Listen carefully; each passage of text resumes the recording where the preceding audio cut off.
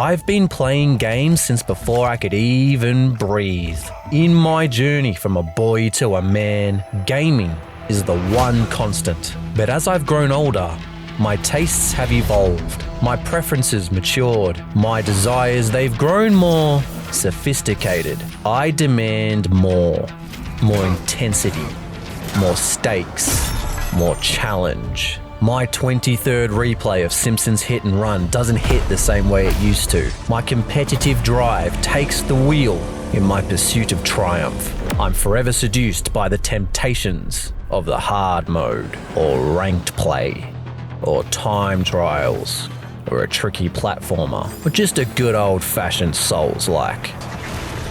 Problem is, I suck at video games, and I hate it. Because being bad at video games is just no fun anymore. You've been broken. I've never finished a Souls-like. Not one. Not Dark Souls, Bloodborne, Elden Ring, Lies of P, or any of the following. Wolong Fallen Dynasty, Lords of the Fallen, The Lords of the Fallen, Salt and Sanctuary, Salt and Sacrifice, Steel Rising, Sekiro, Hollow Knight, Neo 2, Darksiders 3, Surge 1, Surge 2, Remnant from the Ashes, Remnant 2, any of the many that Iron Pineapple plays, Legend, Death's Door, Ashen, Thymesia, and many more. You get the point. I've never finished a Souls-like, except for Blasphemous. Good game. Solid. I don't dislike Souls-likes. On the contrary, I love them. I just suck at them. I don't dislike dying in games. I don't dislike the challenge or the difficulty. What I don't like is that dying in games is a reflection of just how fucking shit I am. To be skilled or not be skilled? That is the question. And fuck you is the answer.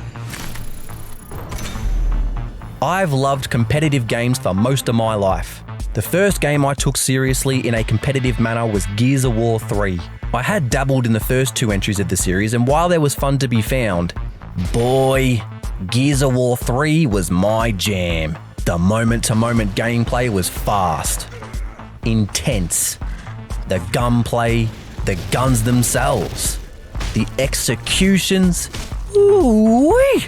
Gears of War 3 pulled me in with its gameplay, but I stayed for how much depth there was to be found in its mechanics. Weaving through cover, closing the gap, timing, precision, and practice. There was so much more to find than meets the eye, and it was backed up by genuinely rewarding progression systems, one of which was the medal system. Achieve certain deeds, reach certain milestones, and you would be rewarded with a ribbon. Earn enough ribbons and you would get a medal that could net you even greater rewards. But there was one reward I had my eye on, one goal set in stone. With time, practice, and resilience, I would reach it. The Superstar Cole Cosmetic Skin. A simple reward, but one I wanted more than anything. Not just for how it looked, but for what it gave me. Bragging rights. Because in order to obtain this skin, I had to be the MVP of not one, not two, not three, but 100 matches. I needed to accumulate the most amount of points of anyone in a match 100 times to get this skin. Oh, the visions I would conjure. People would bow to my brilliance as I bathed in the ocean of my superiority. I would be a superstar. How it was to be a teenager. No responsibilities, no extracurricular activities, no homework, no nothing. Just Gears and a whole lot of time. But there was a problem. Everyone else. It was me against the world, and the world beat my ass. Again and again and again. Winning one MVP was a feat, let alone 100. I had never been exposed to such a magnitude of sweat. It was genuinely inspiring, as much as it was demoralizing. Days, weeks, months rolled by, to no avail. Not even the hope of progress, just humiliation. The road to 100 was a never-ending one. Despite my best efforts, one thing became clear. I was not who I thought I was. I was not the MVP. I was not a superstar. I was a loser. But this loser had some tricks up his sleeve. If they wouldn't give me the medal, I'll just fucking take it.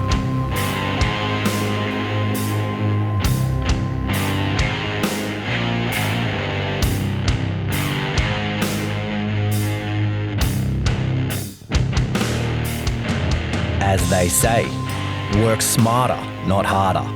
And so I did. Why play the game when you can break it? Let me open your eyes to the truth. The superstar is not a skin. It's an idea. I am the superstar. You are the superstar. We are the superstar. No one is the superstar. Don't you get it? Something so far away can be at the same time so close to home. To become a superstar, all you have to do is spam bot matches over and over again. No skill involved, just pure unadulterated grinding against the computer to bring your showboating fantasies to life. A reward for skill turned into a symbol of defeat. I did not earn this reward. I surrendered to it. I proved nothing to no one. My potential escaped me, and my reality arrived. I suck at video games, and I hate it. This experience is not exclusive to Gears of War 3. I've struggled with this my entire competitive career. I'm always on the edge of greatness, but that slope is slippery, and I am doomed to fall. Being so objectively garbage at every competitive game I play is utterly exhausting because so many of them look so good. There is an extraordinary list of competitive games that appeal to me on a tragically deep level, but beginning down that dark path, one of learning, of loneliness, and acute time investment, is a venture I won't embark on all willy-nilly. And yet, the potential of what awaits me is what compels me, the promise of the skill ceiling, and how rewarding it can be to ascend to its heights. But golly, do you know how painful it is to be buried 6 feet under the skill floor? I am so fundamentally bad at video games, there are some genres I will never return to, like fighting games. When I was a kid, I used to be obsessed with Dead or Alive 4 and Tekken 5. I didn't understand the story of either one. Roger Jr., a transgenic military kangaroo. I didn't understand their mechanics, and I never improved. But there was something so inherently basic about them. You win. Dead or Alive 4 in particular was perfect for someone like me. A round could be over in seconds, as the health bars were relatively small. A bad start to the round could mean a quick loss. Or, if you were able to recover, a thrilling turnaround. As I only played against the computer because I'm bad at video games, I was able to spam the same move with little consequence, as that alone could win me a round. The combo list raised the skill ceiling considerably, but the skill floor was still quite high. Dead or Alive 4 was incredibly accessible, but as the genre has evolved and grown in sophistication and depth, the skill ceiling of these games becomes higher and higher. The skill floor climbs with it, and the gap between the two only gets wider. This is not necessarily a bad thing. You should be rewarded for your commitment to learning and time investment. But it does make it difficult for players like me to enter or return to the genre.